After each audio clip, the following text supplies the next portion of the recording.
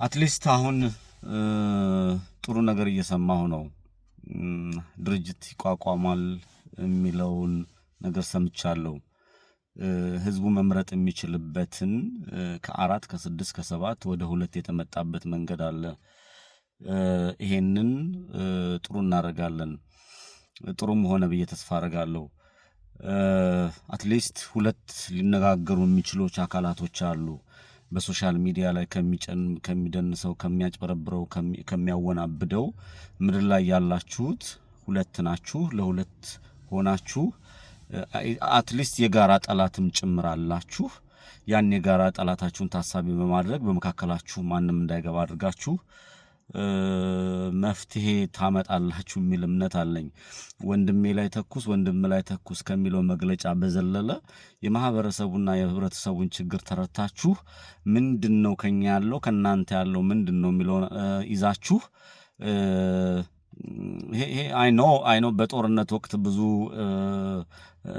ሴራ ተንኮሎች ምናምን እንዳሉ ረዳለሁ። ይሄንን የአማራ ህዝብ ይከታተላል።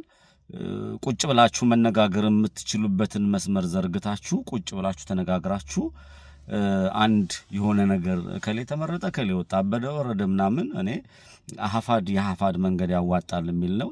የአዲስ የሚቋቋመው ድርጅት ደግሞ እሱ ያዋጣኛል የሚል አሉ። መስተዳደር መናገር አልፈልግም።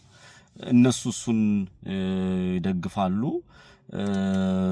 ድርጅት ሆኖ ከመጡ ኦኬ ሁለተኛ ድርጅት ተመስርቷል። ልክ እንደ ድርጅት ከሚመለከተው አካል ጋር መወያየትና መነጋገር ይቻላል።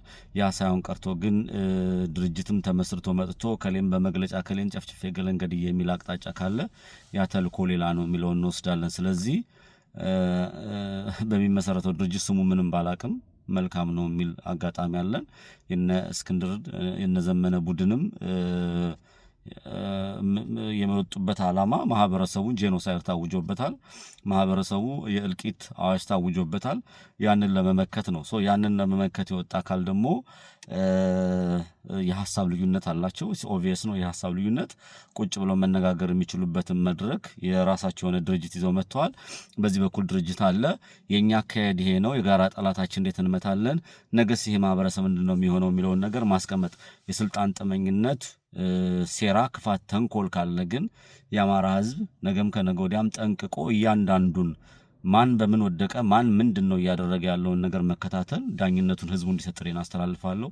አትሊስት ድርጅት መቋቋሙንና ቁጭ ብሎ መድረክ ፈጥሮ ለመነጋገር ስለሚጠቅም የዛን ህዝብ ችግርና መከራ ይቀንሳል ብዬ ስለማስብ ወልደን ጉድ ጆብ ቴንክ ዩ